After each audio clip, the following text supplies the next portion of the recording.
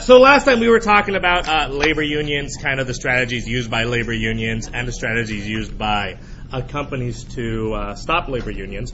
I want to spend some time going over this again just because I have a sense that it's likely that one of your essay topics for this upcoming AP test will be about labor unions.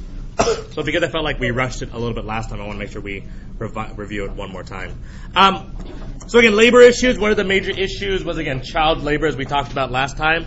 Also, long work hours. On average, what were work hours for most of these people? So on average, how long were these folks working?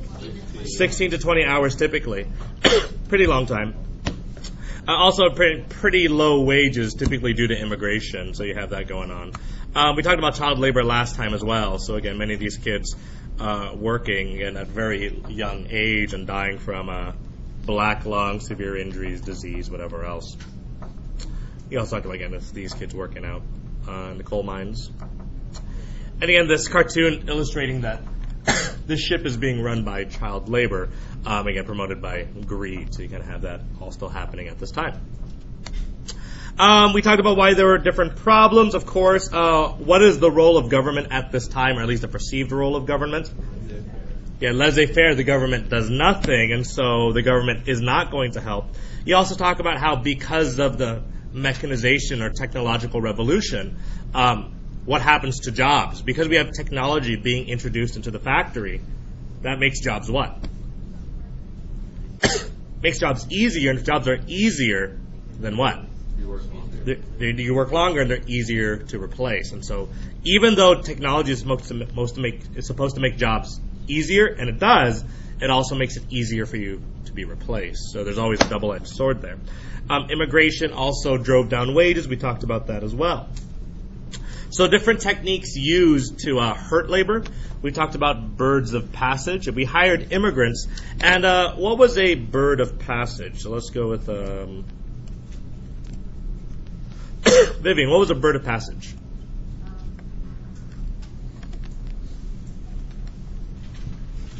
Business people who were used against companies.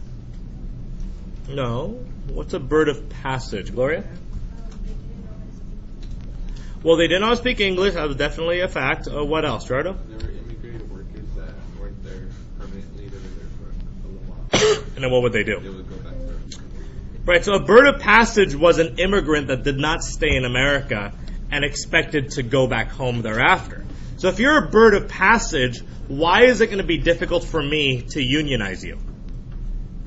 Why is it going to be difficult for me to have you join my labor union? Because you're not going to be there for very long and you don't speak English either. I mean, what do you care about more than anything? Money. Do you care about working conditions? No, all you care about is making just a little bit or just enough to go back home. And so birds of passage were a problem. What were scabs or strike breakers? Gregory's not here. Gerardo Saldivaro. What were strike breakers or scabs? There were case workers that ruined the purpose of strike. Right, the idea is they were replacement workers. If you go on strike, fine, I'll just hire new workers, which ruins the effectiveness of strikes. The whole point of striking is to stop the business. But if I can just hire anybody, then the strike's not very effective. Now, can you hire strike breakers for everyone? If doctors go on strike, can you hire a strike breaker tomorrow? Probably not. So it's definitely something to be aware of. If you're hiring strike breakers, please stop eating that. Thank you. Another key thing you should be aware of are lockouts. So how were lockouts effective? Let's go with Victoria.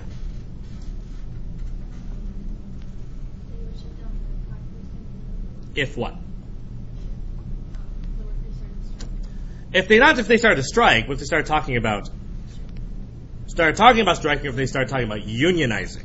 Lockouts were typically used if the workers started talking about unionizing. Okay, they were going to strike anyway, but they're talking about forming a union. Oftentimes, you'll see a lockout.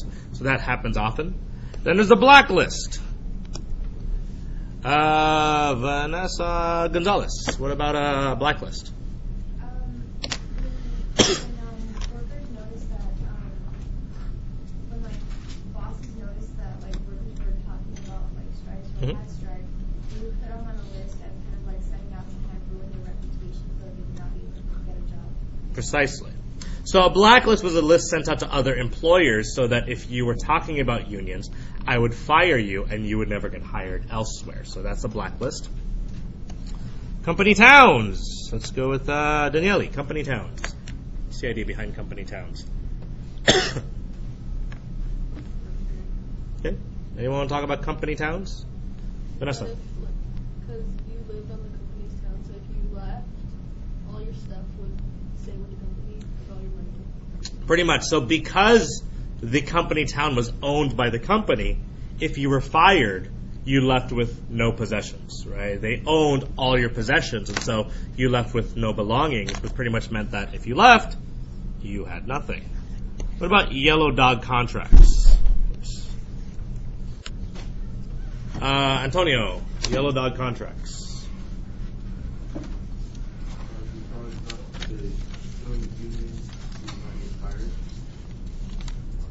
May I say that again?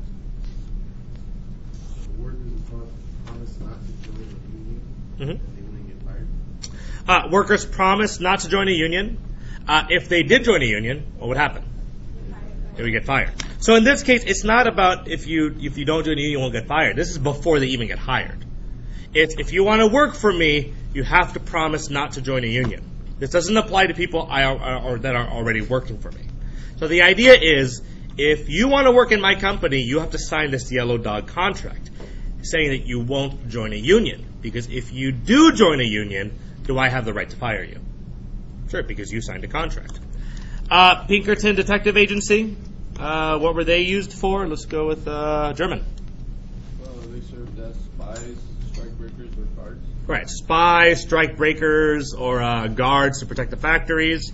Also, Melissa, what did we use police and militias and military for? Break strikes, violence. Yeah, they would often break strikes violently. They would use force against strikers whenever necessary. And then we had the Sherman AntiTrust Act. Canva's not here for that one. Vivian, back to you. Sherman AntiTrust Act. Pretty much, what was the purpose of the Sherman AntiTrust Act? They were used to break strikes, and the injunctions that the strikes were illegal. Right. So Sherman AntiTrust Act, what were they supposed to be used against? They were supposed to be used to break up trust, right? These big companies were supposed to break them up into smaller companies. Instead, we use them to break up labor unions. The other thing then are injunctions. And Joshua, what are injunctions?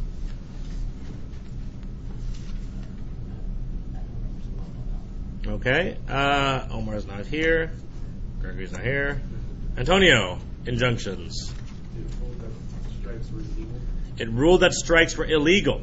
And this is the most powerful tool used by labor, or business rather, because if a strike is illegal and you keep on striking, what can I then do?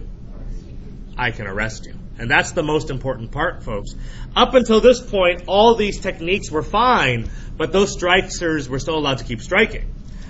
Once you rule an injunction, that strike is illegal, and if you keep doing so, you can be arrested. Make sense? Okay.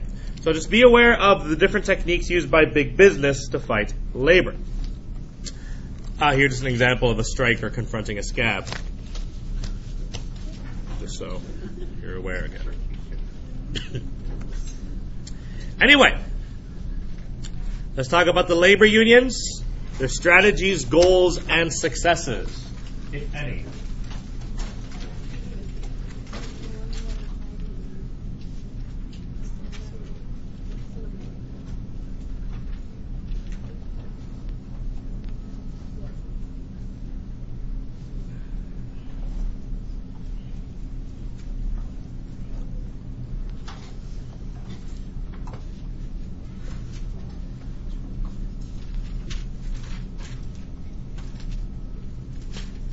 So labor unions, strategies, goals, and successes. I spelled strategies wrong.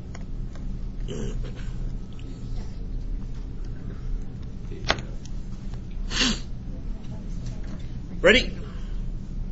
Strategies, goals, and successes. The first labor union you should be aware of is the National Labor Union,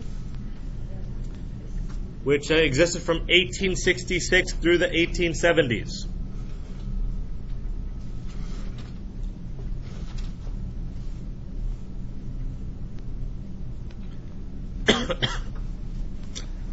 Again, the purpose of the National Labor Union, which is true of all labor unions, is to promote the interests of who? Workers, right? Again, the goal is to promote the interests of workers. The National Labor Union included both skilled and unskilled workers. The National Labor Union included both skilled and unskilled workers. Have we talked about the difference between skilled and unskilled workers already? Okay, so let me explain. An unskilled job is a job that almost anyone can do.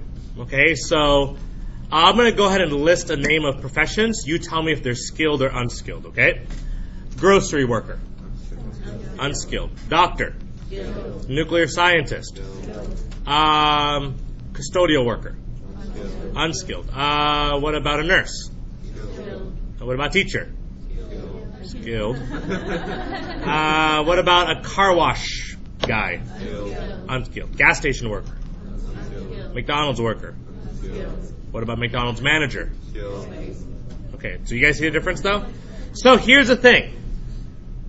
When an unskilled worker or an unskilled group of workers go on strike, is it going to be easy or not easy to replace them? It's going to be easy to replace a group of unskilled workers. What about skilled workers? If they go on strike, will it be easy to replace them? No, not as easy. The National Labor Union included both skilled and unskilled labor. Oftentimes, folks, this was known as an industrial union. An industrial union. Because you can have a teachers union, and you can also have, let's say, a custodians union and a secretaries union. Does that make sense? So technically, all of us can have our own unions on this campus. But you can also have an industrial union. And what does that mean?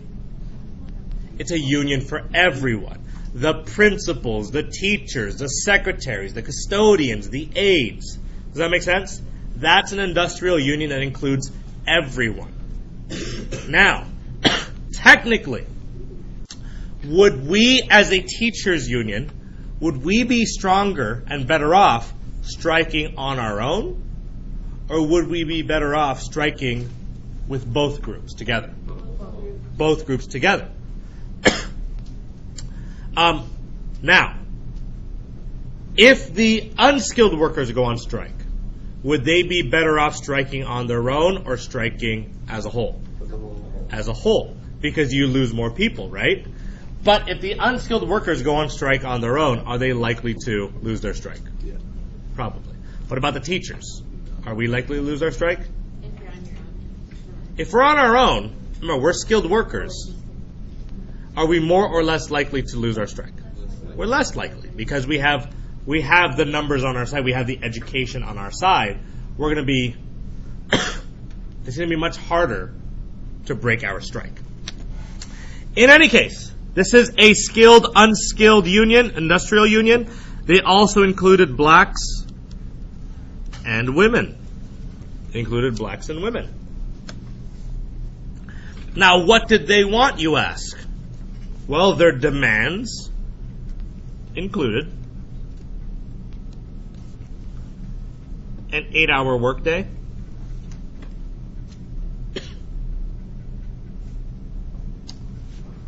how much do they work right now?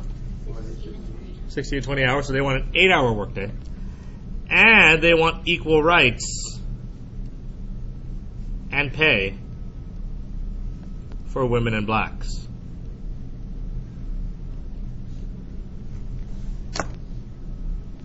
So they want equal rights and pay for women and blacks.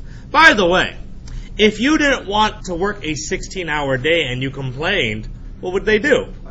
It was fire you. Oh, I'm sorry, you don't want to work 16 hours a day? Okay, you're fired. I'm sure I can find someone else to be willing to work 16 hours. So it's not like they had very much recourse here.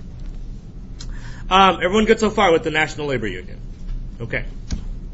So, one of their most famous strikes is the Great Railroad Strike of 1877. And the Great Railroad Strike of 1877 is significant because it's the first nationwide strike. Because before, most strikes took place where? Like in a city, maybe in one business, like that McDonald's is on strike. But the Great Railroad Strike of 1877 is the first nationwide strike. It happened across multiple states. And this strike shut down 2/3 of all railroads. Is that a lot? That's huge. So should they have gotten what they wanted? If they were effective in shutting down 2/3 of all railroads? Yeah, they should have been pretty successful. But they weren't. They lost. And the reason why they lost is because the president sent in federal troops to put down the strike.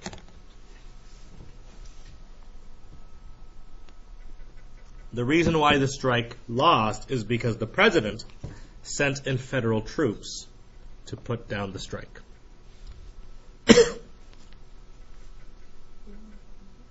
Again, the president sent in federal troops to put down the strike. And if you lose this strike, and by the way, should they have won here? Yeah. If they lose this strike, are people going to respect the National Labor Union? No. How can you? You should have won. That's like if you were fighting a baby and you lost. You had all the odds in your favor and you still lost. You shut down 2/3 of railroads. What were you possibly negotiating for? Maybe what they were negotiating for was unrealistic. But again, they should have won since they had the numbers on their side.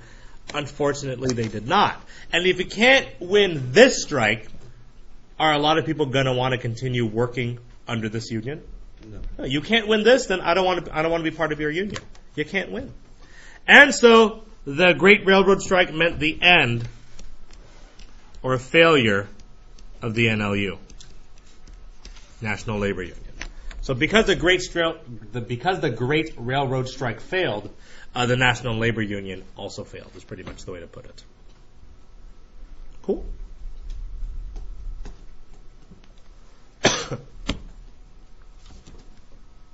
Okay. Next labor union you should know. By the way, here's all the affected areas that broke out in strike.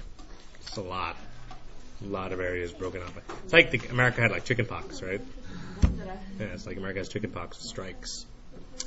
Anyway, the next labor union you should know is the Knights of Labor. And the Knights of Labor occurred from 1869 to 1890. And they were led by two people. Terence Powderly. Awesome name. Powderly. Terence Powderly and Mother Jones. Mother Jones.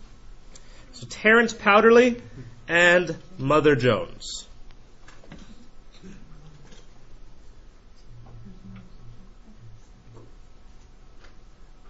This labor union included skilled and unskilled.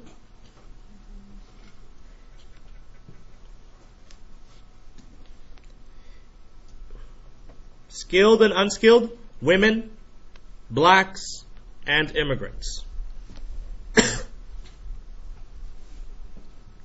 Now again, the problem with having skilled and unskilled members as part of their union is that are you going to win all your strikes if you're including unskilled workers?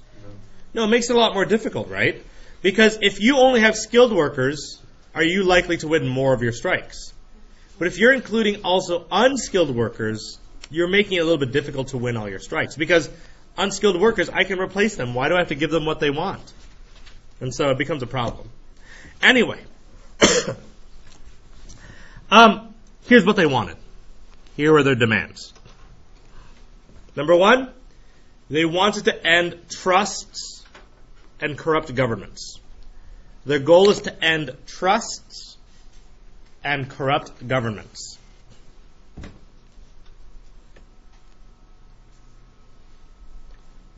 They also wanted to end child labor.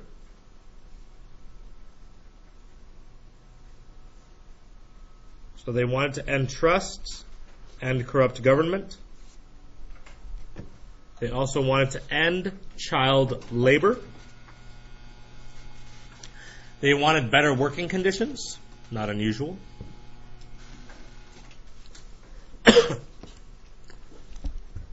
They wanted something called a graduated income tax. First off, what is an income tax? You take off your pay. Yeah, money, I mean, the tax that you pay when you work, right? So if you make like $1,000, they're going to tax you like 5%. Well, what they said was, we don't want just a regular income tax. We want a graduated income tax. And what a graduated income tax meant was that the less you made, what? The less you paid. So the less you made, the less you paid. So for example, let's say someone made $1 million. Their tax might be like 30%. But someone who only makes $10,000 a year, under the old system, their taxes would also be 30%. Does that make sense? But under a graduated income tax, what might their taxes be? Like 5%. Does that make sense? Because 10% of a guy who makes $1 million, yeah, that's $100,000. But do I still have $900,000 left over? That's a big deal for me. But someone who only makes $100, is $10 a lot to me if I only make $100? Yeah, that might be the difference of me eating or not the next day. But losing $100,000 if I'm a millionaire, is that really that big of a deal? I mean, it's a lot of money for a lot of us. But for that person, hey, you know what? It's not that big of a deal because I can afford it. I'm a millionaire. So you need to be aware that they wanted a graduated income tax because they felt that it wasn't fair that the poor were being taxed exactly like the rich. Make sense? They also demanded equal pay for both sexes. Oops. They wanted equal pay for both sexes.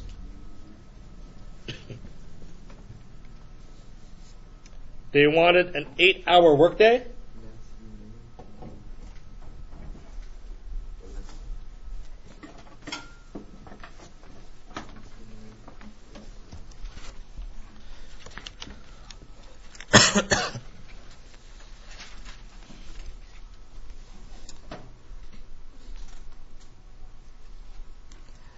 And they wanted to promote worker cooperatives.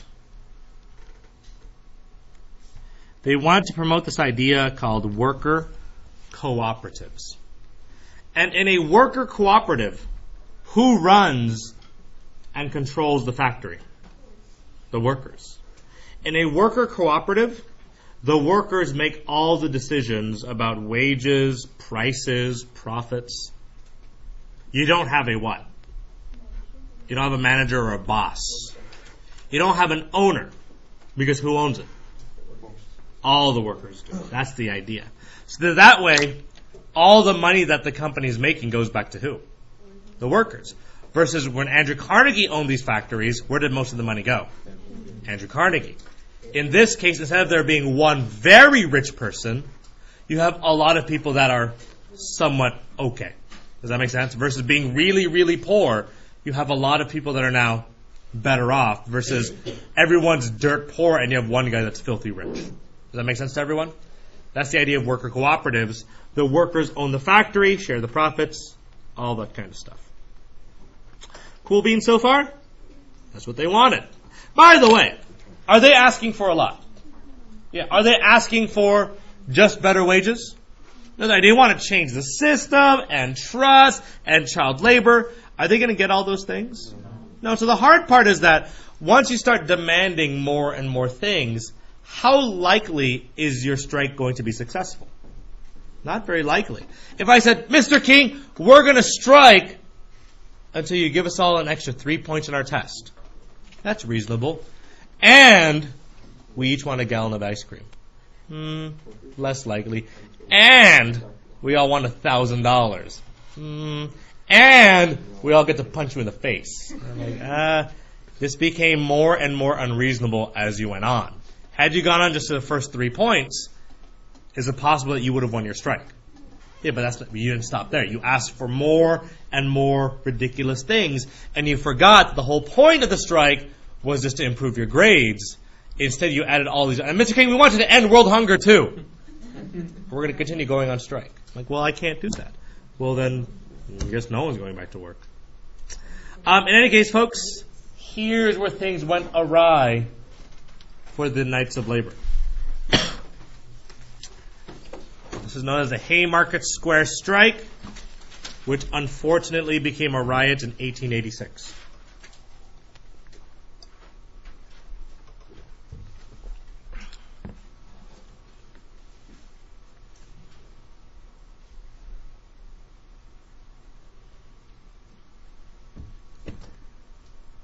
Here's what happened. In the Haymarket Square riot or strike, initially there were 80,000 Knights of Labor.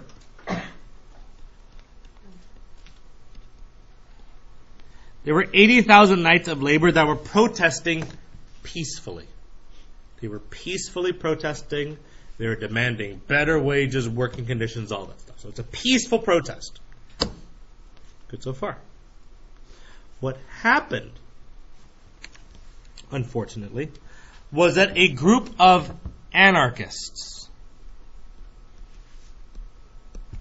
were hidden in the crowd. Now, what is an anarchist? So people who oppose government, they promote the idea of chaos. Okay? So again, a group of anarchists that were hiding among the Knights, they entered the crowd, and what do you think they did? They threw a bomb. So what ended up happening was this group of anarchists, they threw a bomb at the police officers, and ultimately 8 people died. 1 police officer was killed, and when that bomb was thrown, the police officers began to open fire, and 7 other people were killed along with that police officer. A total of 8 were killed. Now, if you were watching this or reading about this in the newspaper, what do you think happened? The Knights of Labor threw the bomb, and that they were violent. So because of the Haymarket Square riot, which unfortunately was not their fault, the Knights of Labor became unpopular because they were viewed as being what? Terrorists, violent, whatever else. And so the Knights of Labor lose popularity because they are blamed for the violence. By the way, just so you know, they did not know who to arrest because are they ever going to know who threw that bomb? Even today, folks, we don't know who actually threw that bomb. But they had to arrest somebody. So they arrested 8 Knights of Labor individuals. They put them on trial and said, you did it. Well, they were put on trial, and of those 8 people, while in prison, 4 were executed for the crime, 1 committed suicide, and later on the governor of Illinois decided, wait a minute, there's not enough evidence to be killing these people, and he pardoned the last 3. But 4 were killed when there wasn't enough evidence to kill them anyway, but they were still found guilty. 1 committed suicide because he went crazy in prison, but eventually 3 were pardoned, and we realized that, yeah, they probably didn't do anything wrong. But that happened. The other 5 were really upset that they weren't pardoned earlier, because, they're dead. They're like, it would have been great like 7 years ago. I'd still be alive. But anyway, Knights of Labor, success or failure? Fortunately, a failure. Here they are again. He does pardon them, though. And so this brings us to the American Federation of Labor. led by this man, Samuel Gompers. Yeah, they're crazy names. Terrence Powderly and Samuel Gompers. You need a crazy name to be in charge of a union. I think that's the rule back then.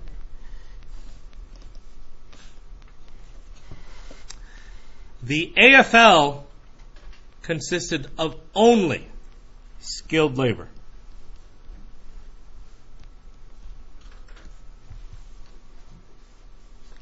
Only men, with some exception, and only whites. By doing so, what's likely going to happen with their strikes? They're probably going to be successful, right? Because are their strikers going to be easily replaceable? No. Probably not. Now, folks, they actually discouraged women from working. They actually preferred women not to work because they wanted women to stay at home. But the other reason why they didn't want women to work is because if women work and men and women are doing the same job, why is that a problem? Job competition, yes. But here's the thing. If I'm working, let's say, in a factory and a woman can do the same job that I can, how am I going to get affected by that? Lower wages. Because remember, are they paying women the same as men? No. Like half the wage of men. And while that's unfair, the idea is, well, women naturally get paid less because they're women. But if women can do the same job as men, what's going to happen to the wages of men? Also going to go down. So the AFL also discouraged women from working for fear of lowering wages. Again, that doesn't mean that they didn't support any women. There were some women workers that were only women, like cigar makers union. Yeah, they were given their own union because they're mostly women who rolled cigars. In any case, though, they had millions of members. And the AFL actually was not just one union. It actually included over 50 national unions, 50 plus, and 120 plus local unions. So it included 50 national unions and 120 local unions. So it wasn't just one specific industry. The AFL coordinated all unions. So let's say the McDonald's workers are going on strike. Who else might go on strike? The Burger King unions. But not even that. If the McDonald's workers are going on strike, then like the car makers will go on strike as well. Because they say, hey, if those guys aren't going to get their wages, we're going to go on strike too, because it's not fair for them, because they hope the same thing will happen for them in the future. Like, if you don't give these people wages, then you're also not getting cars. If you don't give these people wages, then you guys aren't getting burgers. Does that make sense? So the idea was all these different unions were going to be coordinated by the AFL, which makes them a lot more powerful. Well, their strategies, folks. Pretty much what they believed in or what they fought for was pure and simple unionism. What they fought for was called pure and simple unionism, or bread and butter unionism. They fought for pure and simple unionism or bread and butter unionism. What's the only thing do you think they fought for? Wages. All they asked for is better wages. Are they going to try to end child labor and fix the economy and end world hunger and all those things? No, that's silly. They said, look, let's be real. All we really want is more bread and butter for the dinner table. Does that make sense? All we want is food on the table, so all we want are better wages. Yeah. Why do they have 8 hours? Because they'll also want 8 hours. They'll also want an 8-hour workday. But that's not crazy to ask, though, right? All they're asking for is very basic work items. What they're not asking for is ending child labor. Are they asking for equal rights for women and blacks? No, they just want the basic things. Whatever's going to put money on the table. That's what we want. And so as a result of that, they were actually fairly successful. In fact, they won half their strikes, which is pretty good when you think about it. They won half their strikes. And why might they be more likely to win their strikes? Because they're skilled workers. Very good. So they're more likely to win their strikes because they're skilled workers. Eventually, they do gain public support. This union gains public support. And then in 1894, they promote what holiday? Labor Day. Labor Day. It's like a union day, folks. Promoted by the AFL. So now Labor Day is a holiday. Promoted for everyone, for all workers. That's the idea. Well, one of the things you should know, though, is one of their strikes. One of the AFL's major strikes, which makes them fail a little bit, is the Homestead Strike. And this is a strike at a Carnegie steel plant.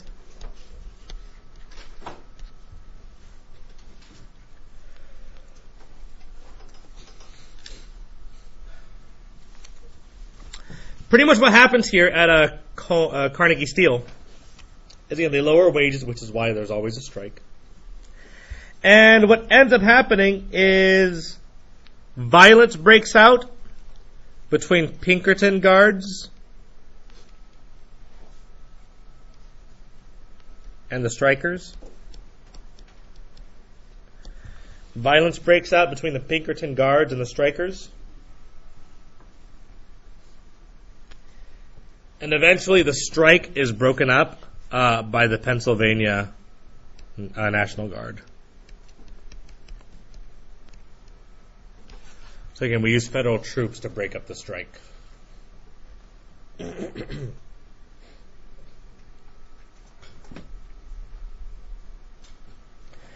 And just so you know, folks, these strikes don't just last like a day or a few days. This strike lasted for 4 months.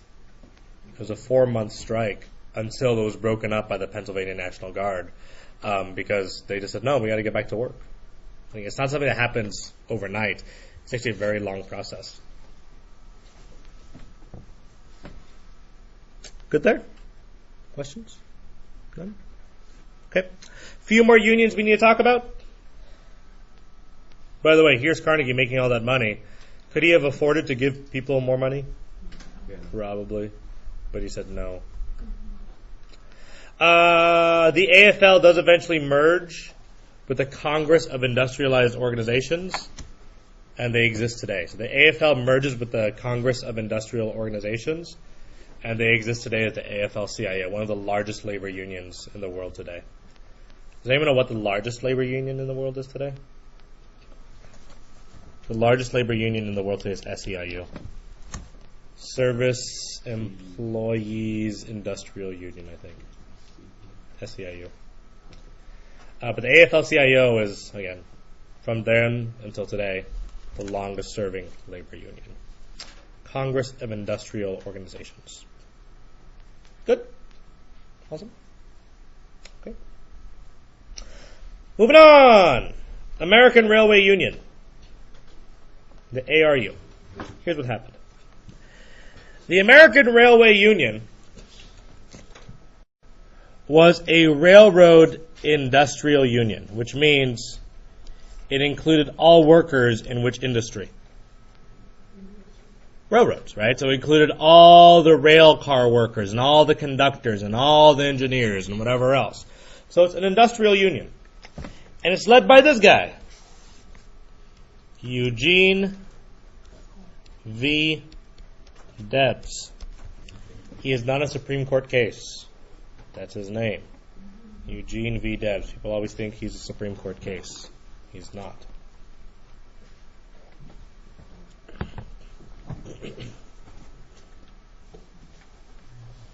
So, Here's what happens.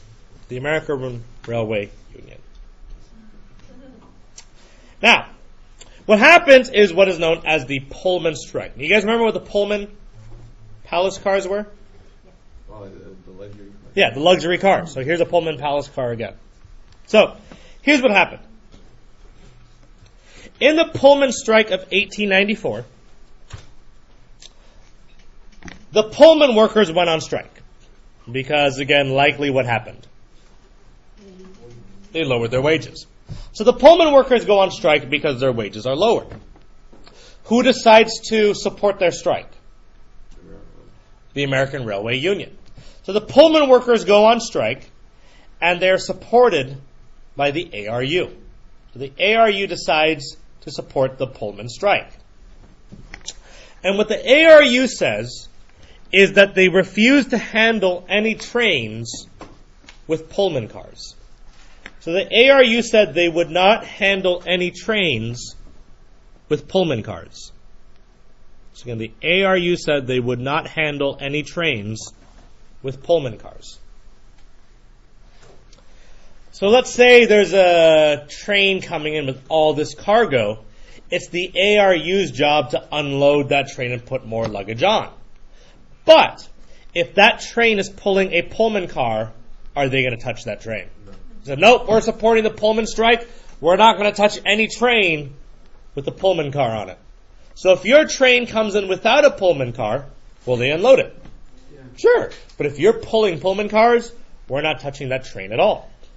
So Pullman gets really nervous and says, oh my gosh, I might lose the strike, until he gets a genius idea. What he decides to do is he decides to add a mail car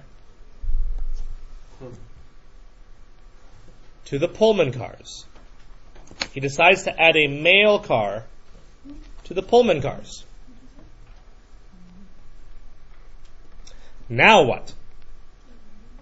They have to unload. Yeah, the American Railway Union says, well, I'm still not going to unload that mail. But are they required to unload that mail? Folks, according to the U.S. Constitution, what is one responsibility of the U.S. government? Deliver the mail. And so, the ARU refuses to deliver the mail. They refuse, despite there being a mail car. And so President Cleveland sends in the military to force them to deliver the mail. Because President Cleveland sends in federal troops to break up the strike, saying, hey, do your job and deliver the mail. So President Cleveland sends in the military to force them to end the strike.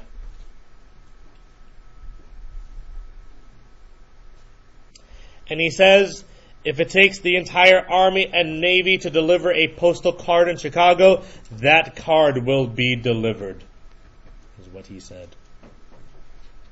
Bold words for the mail.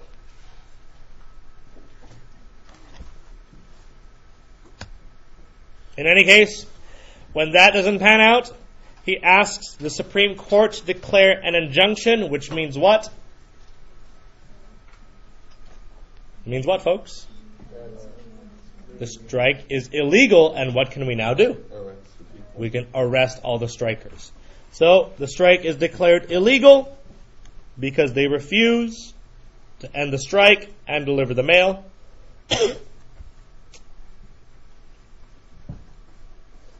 And the injunction declares the strike to be illegal. And Debs is arrested. And in the Supreme Court case of Debs, in the Supreme Court case of Henry Debs,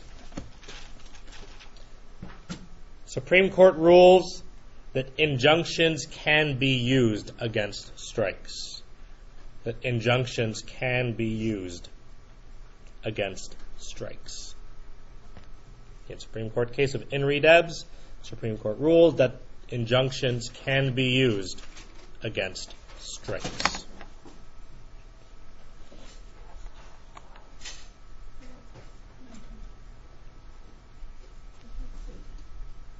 Questions there?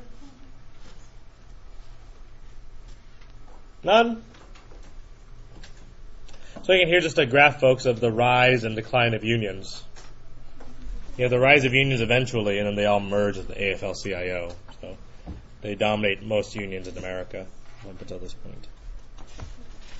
The lasting successes of unions, then. The lasting successes of unions. What has been successful on their behalf? Well, because of all these strikes, employers are less likely to lower wages. Employers are less likely to lower wages. So is that somewhat of a success? Yeah. Yes. Employees are less likely to lower wages, so a success. Also, Congress reduced immigration. Why? Why would Congress try to limit immigration? Yeah, to reduce job competition and lower wages. 3, they achieved a 10-hour workday. Now, is that what they wanted? No, but is it better than what it was? It's better than a 16-hour workday. So there's some progress, but it's still not 8 hours. So they got a 10-hour workday, but still not 8 hours. You saw improved working conditions. And why might they improve working conditions? What are they afraid of? More strikes. They also reduced child labor. You see reductions in child labor.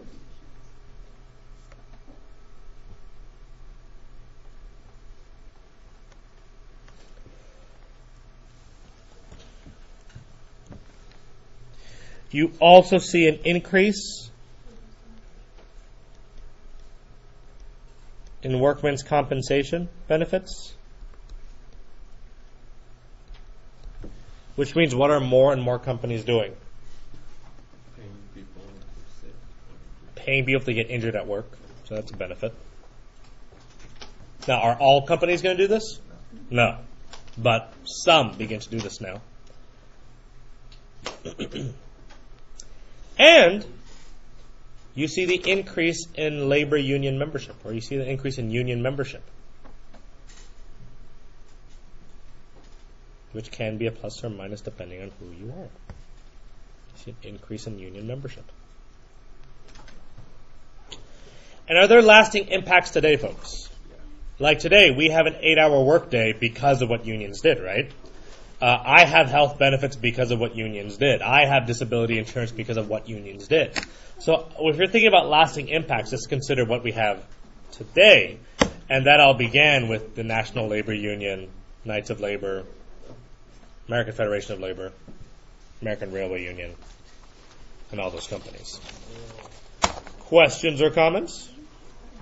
No? Cool.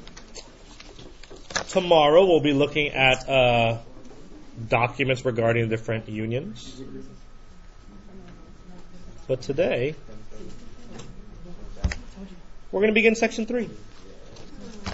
Hooray! Growth of cities.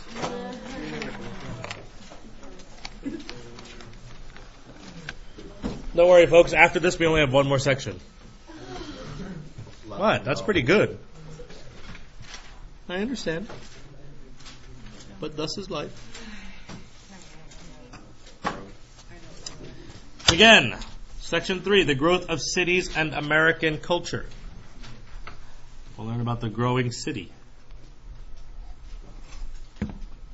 What is happening in the city.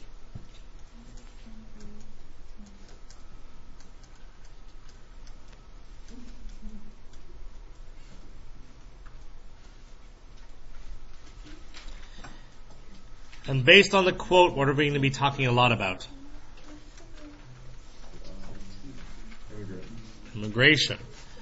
Once I thought to write a history of the immigrants in America.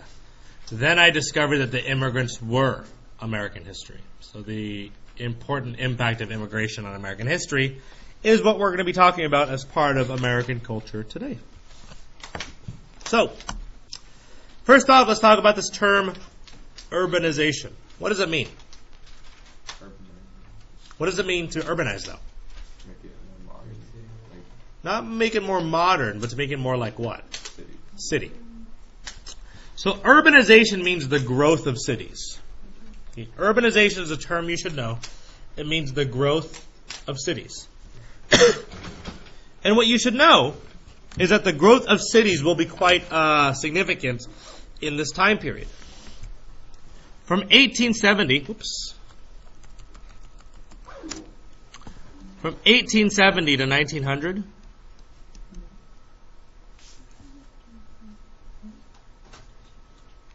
the population of cities doubled. From 1870 to 1900, the population of cities doubled. So much so that by 1900, New York was the biggest city in the world. Sorry, second biggest city in the world.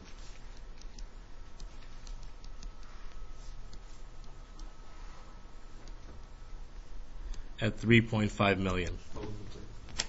I believe the first was London, but I could be wrong.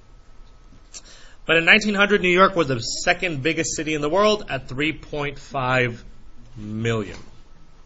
It's pretty impressive. A lot of people were moving to the city. Problem. All these people are moving into the city, and as people move into the city, what is declining? The rural population, right?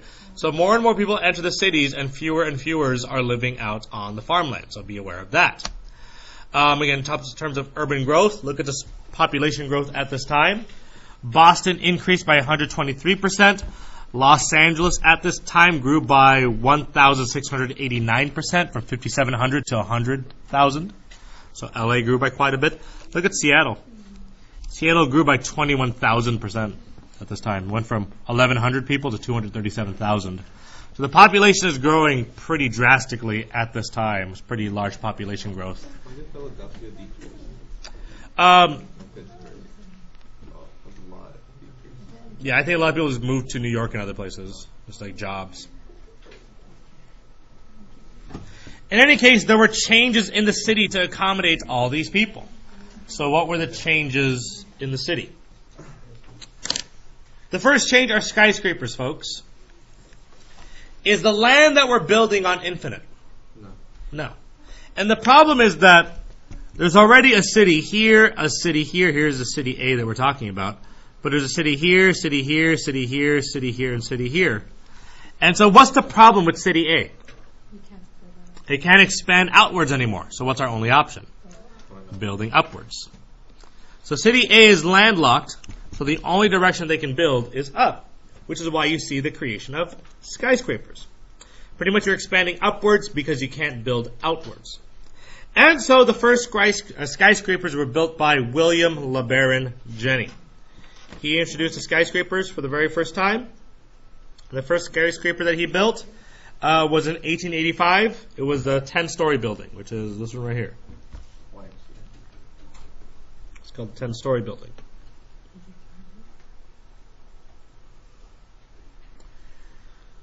And again, folks, what was this building made out of? Not iron. Steel. Why is it not made out of wood? It would collapse. It's made out of steel. You don't have to write these guys down, but other skyscraping people you should know. Louis Sullivan. He designed Bayard Building. Other inventors that you might want to be aware of, though. Elisha Otis. He developed what? Elevators. Really not so much the elevator, but the emergency stop for elevators. Because elevators kind of existed already, like pulley systems. But what he created was a system in which the elevator would stop if like the cable ever snapped. That's his contribution to elevators, because otherwise, he'd be dead. Now here's my question. Why were elevators so important to the construction of skyscrapers? Because you had to go all the way up. And so before elevators, folks, who lived on the top floors? The poor. The poor used to live on the highest floors because who would want to walk up 12 flights of stairs? The wealthy don't want to walk that far. They don't want to walk that many stairs up. And so also the wealthy did not live inside the city. Most wealthy didn't live in the city at the time. They lived outside the city. Only the poor lived in the city because the city was dirty and had factories and whatever else. Has that switched over time? Yes. A lot of the wealthy want to live inside the city, but that was not always the case. Back then the city was dirty. You want to live in the city as a worker because you want to be able to get to work in like 5-10 minutes. So you lived in the city at the time. Another important invention, William Baldwin, was central steam heating. Yeah.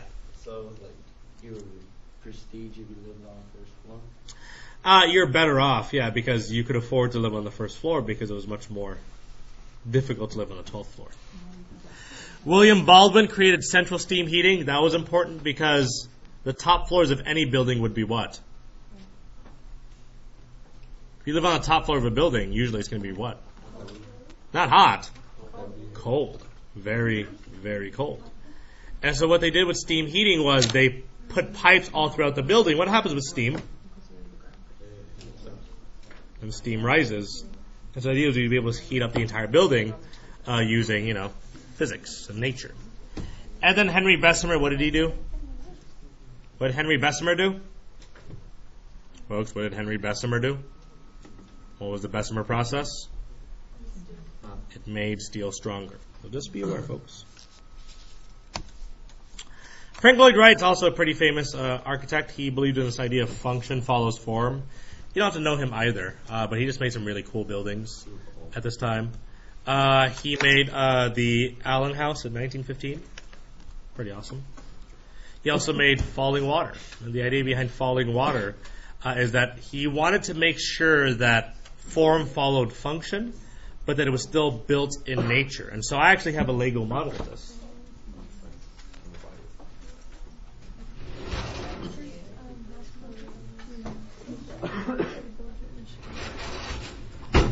And this is falling water in Lego form I have in my hand. But the idea of falling water is that he wanted to create structures that blended in with nature so that it didn't destroy the landscape, it kind of just blended in with it. So here's his home, and you almost see like the river just passing through his home almost. And so this is falling water. He also made the Jackson Wax building, and these were inspired by nature as well. They look like giant mushrooms almost. Right? And the Guggenheim Museum in New York looks like a bowl of cereal.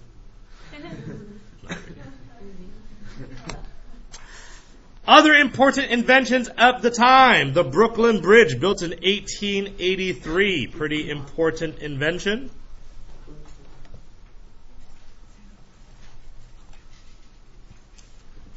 This was pretty important, folks, because before, bridges were made like this. You had to have a post in the ground and you put the bridge all the way across, right? That was the basic idea.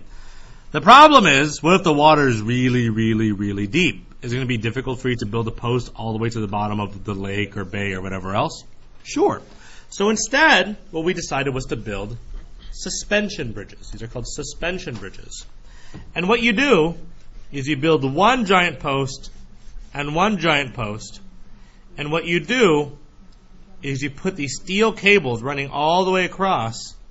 And what happens is that instead of using this system, where these posts are pushing the bridge upward, a steel suspension bridge is actually holding the bridge up. It's pulling the bridge upwards. So that bridge is not held from the bottom. It's being pulled up from the top to prevent it from falling down. It's actually being held by these steel cables. And the crazy thing about steel suspension bridges also is that they are designed to vibrate and move. Because of the wind that happens in the ocean at any given time and the vibration of all those cars, they make it so these bridges can actually sway. And so if you're ever going, near a suspended bridge during rush hour, just watch that bridge. Or when the winds are really blowing, you'll see that bridge actually waving back and forth just slightly, because it's designed to do that. Because if not, and it hits all this vibration, all this wind force, what's going to happen to that bridge? It's going to collapse. But it's designed to be able to absorb a lot of that force, and so the bridge actually waves back and forth just a little bit. Yes? Is that how bridges in New York and stuff like that work today? Yeah, even today. I mean, the Golden Gate Bridge is built like that too. A lot of the bridges today are still built this way because it's not a bad idea. The problem, though, is that let's say you have a massive earthquake. At some point, it won't be able to absorb that motion, and it will snap. But this is more likely to absorb that than just a regular bridge just breaks underneath all that pressure. Yes? What are these bridges called again? Suspension. They're called suspension bridges. Suspension bridges. Here's another picture of the suspension bridge. And the benefit of the suspension bridge, folks, is that, let's say this was the Bay of New York. If you were wealthy, you could work here, but you could live here, and you wouldn't have to drive all the way around anymore. You could take just the bridge all the way across. And so what this allowed was for wealthy people to leave the city and still be able to go home pretty quickly. So again, the suspension bridges allowed the wealthy to leave the city and still be allowed to go back to work in a pretty short amount of time. So that's what suspension bridges did. Other advances in technology? Electric trolleys. No longer will you have to just walk to work. You can take a trolley to work. And again, with trolleys, that means what? You can get to work faster, which means what can people do?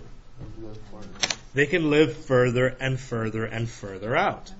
Because the faster it takes for you to go to work, that means the farther out of the city I can be, which is a benefit for the wealthy again. Subways. Subways also being invented at this time to be able to pass underground. And again, the subways back then were a very tight fit. As you can see, this subway round car fits almost exactly inside that tunnel. So oftentimes it would get stuck. But again, subway tunnels at the time also allowed people to live very far away and move right back in if they needed to. So the significance of all of this, folks, is again, it allowed the wealthy to leave the cities when necessary. And it left poor immigrants in the city. It left the poor immigrants in the city.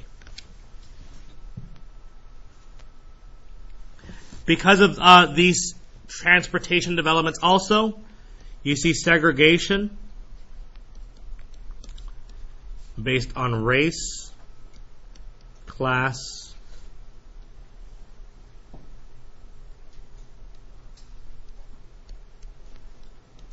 and wealth or income. You see segregation based on race, class, and wealth or income as a result of these transportation developments. Because do we have to live together anymore? No, if I'm rich, I get to leave. If I'm white, I get to leave. And so you see this change in what's happening in America. Cool. So why are people moving to the cities then? I mean, most people are moving to the cities at this time. Why the cities? Jobs. And jobs, and jobs, and jobs. So again, why are people moving to the cities? The biggest reason why is jobs. You guys can figure that out. Let me repeat again. Jobs. There are other reasons too, but the most important answer is jobs. Now, other reasons include entertainment. I mean, if you're working on a farm, hey, you get to play with hay. But if you live in the cities, you have theater, music, a nightlife. Is a city in and of itself just an attractive idea? Especially if you're living out in the rural areas. The city also had some basic amenities that rural farms did not have. What did the cities have that rural farms did not have? Electricity. They had indoor plumbing. You can poop inside your house instead of having to go outside and dig a hole. That's a luxury, folks. You take that for granted. You've never had to do that. Thanks to indoor plumbing in the city. Also, eventually, telephones.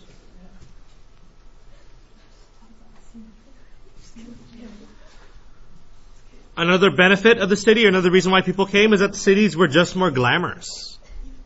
Cities were just more glamorous. I mean, think of all the lights. You guys think of like New York, and you think of the lights and the glitz and the glamour. Well, they were more glamorous than the rural areas. And it's the convenience of the city. The convenience of the city. Many cities now had department stores, like Macy's, where people could go and just buy whatever they wanted in a one-stop shop. That was a lot more convenient than living in the farmlands where you had to order stuff from a catalog from, Sears. So again, a lot of different benefits in the cities at the time. So a lot of people are moving to the cities. Are there going to be consequences to that? Most definitely. So let's talk about the problems of urbanization. There's some serious problems with urbanization.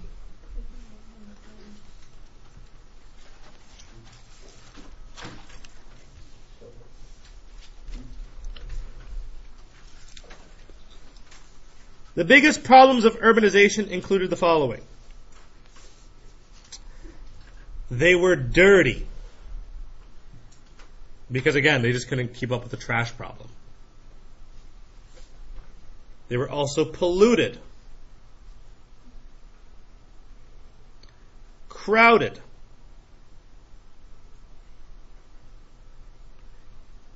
Again, dirty, polluted, crowded, diseased. And there was a lot of what in the cities too? Rats. Crime. Rats too, yeah. Crime. A lot of crime. I mean, the cities were lawless, folks. They were crazy. In fact, here just a group of kids who lived in the cities. I mean, they had no place to go. That's where they lived. Again, it's very busy at all times. I mean, that's not easy going. That's a very crowded place. Here you have 7 people living in the same home, about half the size of this classroom.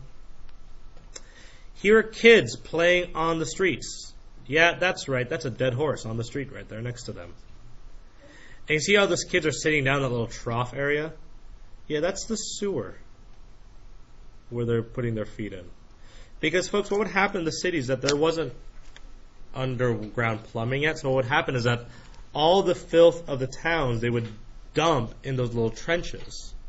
And so that's where all the feces and the urine and the pee and the trash went. And so when it rained and those got clogged, that would start filling up. And then as that filled up, that would infect the drinking water table. And so people would oftentimes drink their own feces and urine and whatever else, because that's what happened in the cities. That's just the way it was.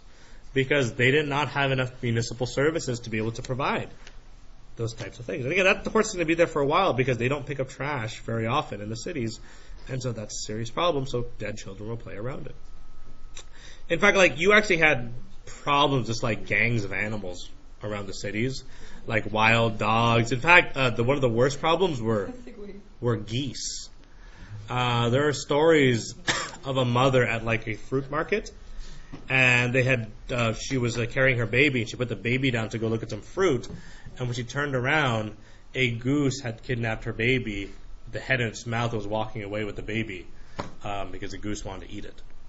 And so she had to chase a goose down who had a baby in its mouth. She got the baby back.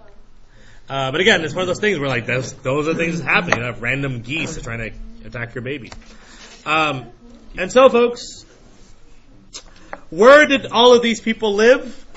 Well, they lived in what are known as dumbbell tenements or dumbbell apartments. Why do you think we called them dumbbell tenements or dumbbell apartments? They're shaped like dumbbells. The buildings are shaped like dumbbells. Unintentionally, but that's what they look like. They're shaped like dumbbells. And look how far apart they are from each other. Oh, wait, they're not. These folks lived in the dumbbell tenements in the slums and ghettos of the city. The slums and ghettos of the city were where you would find these dumbbell tenements. They're pretty much just small apartments.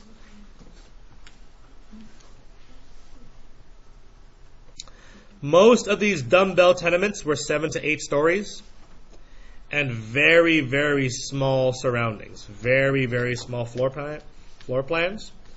Very little light. Very bad smelling air shafts.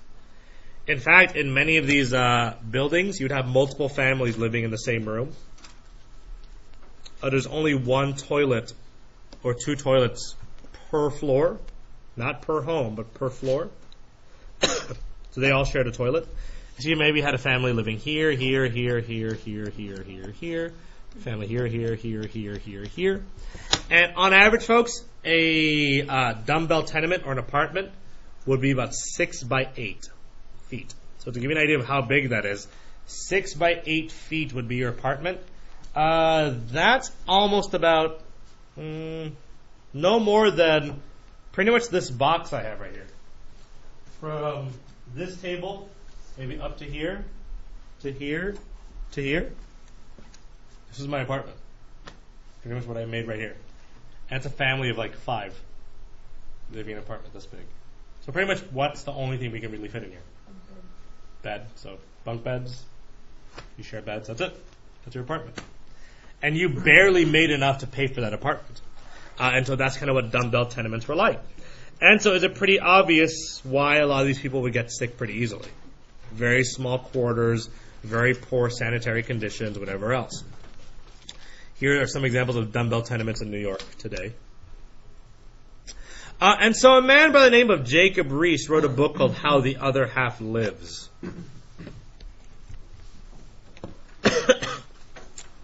Jacob Riis wrote a book called How the Other Half Lives, where he detailed the poor living conditions of the slums. He wrote about the poor living conditions of the slums, or the poor living conditions of the inner city. And this book was written about the city dwellers, but who is he writing this for? The rich. For the rich to read about the poor so that the rich might do something about it, right? He said, hey, here's how these poor people are living. We should probably do something about it. So he tried to kind of share the world of the poor about how the other half lived, because they did not live as well as you and I did. They lived in small dwellings of 6 by 8 rooms where there's really nothing for them. Here's other examples of slums. Again, because it was so crowded on the inside, many people went into sleeping outside. Here's like 3 children sleeping outside, barefoot. Here's some folks sleeping. That's, again, 3 people in that bed. That's 3 people in that bed. It's about 3 people in that bed. And that's your apartment. Do you have room for a table in there? Or anything else? No. And again, folks, at the end of the day, when you've been working for 16 hours, are you going to bother taking a shower? No. So you work that long and you go straight to bed. You wake up, you only have just enough time to get ready for work and you go to work. That's your life. So when you find the time, you take a shower. For the most part, you don't. And everyone's not taking a shower, so you're going to get used to it. And you share the same bed. So, problem. They got very sick. Diseases spread very easily. Again, here they are. This family had a slightly nicer apartment, but again, is it that big? Again, this is not like the dining room. This is like the whole place. So yes, there's like plates, but there's also 2 beds in there and a table. I mean, not very much space. Here are some families, again, struggling. They have a little bit more to provide as well, but again, not very much. So when they got home from their factory work, what would they have to do? Make their clothes, fix their clothes, work, maybe make new clothes to sell. And so while there are people struggling in the cities, you'll also see the rise of the suburbs. So what are suburbs, folks? Yeah, those areas right outside the city. For example, La Puente. Is it urban? No. Are we in the city? But are we a farm area? No. So what are we? Suburb. We're suburb. We're not a farm, but we're not a city. We're suburban. So we are suburbs. So you have the rise of the suburbs. And who's going to move to the suburbs, folks? The rich, or at least the middle class. So the rise of the suburbs was caused by the middle class and the upper class. It's the middle class and upper class moving to the suburbs.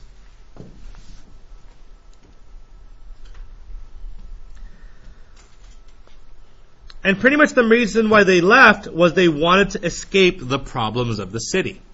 They wanted to escape the problems of the city. What again were those problems? Disease, crime, pollution, crowdedness, dirtiness, all those things. The smell, yeah. They want to escape the problems of the city. What made this possible?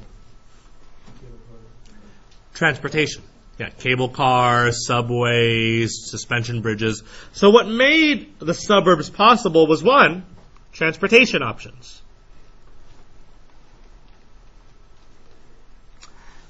But two, it's America's desire for grass. It's strange. But, I mean, everyone thinks about the American dream as having this white picket fence with, like, this green grass, right? That green grass goes back to that dream of having your own farm. Yeah, we're not planting crops anymore, but that grass is still yours. And so that's your plot of land. It's that notion of success that you've made it because you own the land before you. Because when you're renting, folks, do you own your apartment? No, but if you own a home, you own the land. And a lot of Americans, even today, want to show off that they own the land by planting grass. They could plant corn too, I guess. But they're planting grass because it's easier to maintain and manage. Another reason why they're moving out, folks, is basically because of racism. I mean, they're just racist. They don't want to live with immigrants or blacks or the other poor. So the other reason why they're leaving is because of racism.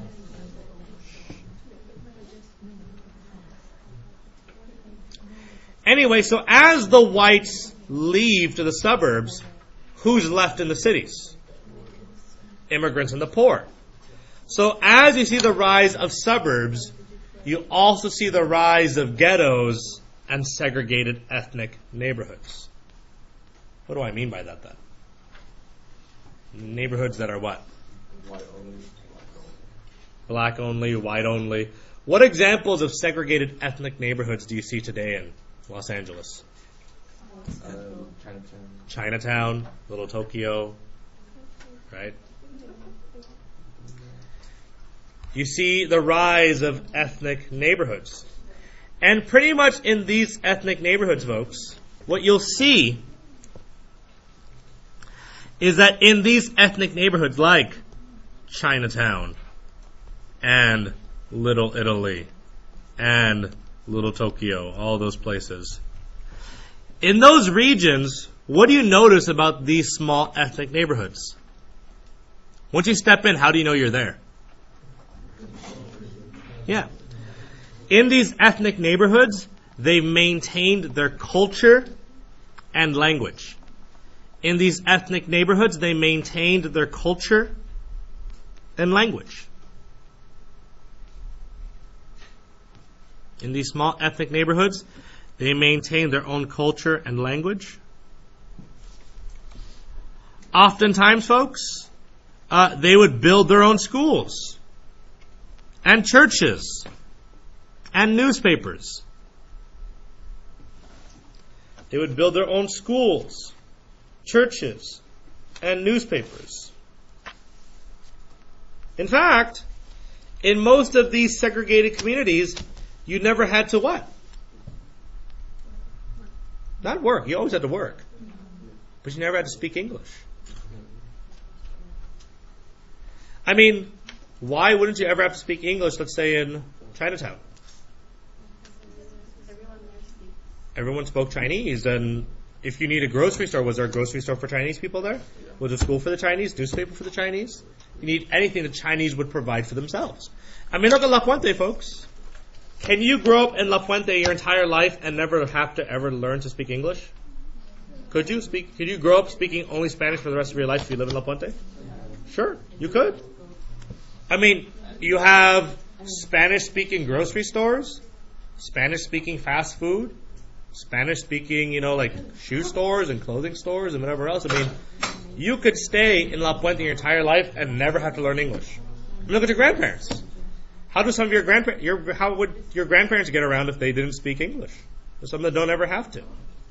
It's one of those things where, like, again, if you had Chinese grandparents, maybe the same thing. They never have to learn English if they lived in places like Hacienda Heights or San Marino or San Gabriel, because all they do is speak, Chinese there or Korean. So these places were known as ghettos, and adults rarely learned English. Adults rarely learned English. This responsibility was left up to whom? The children. The children were expected to learn English, and they were supposed to be the next generation to be successful. Make sense? So again, adults rarely learned English. Their responsibility was left to the children. So here's just examples of just little ghettos, like Little Italy. Here's some poor communities, women's lodgings.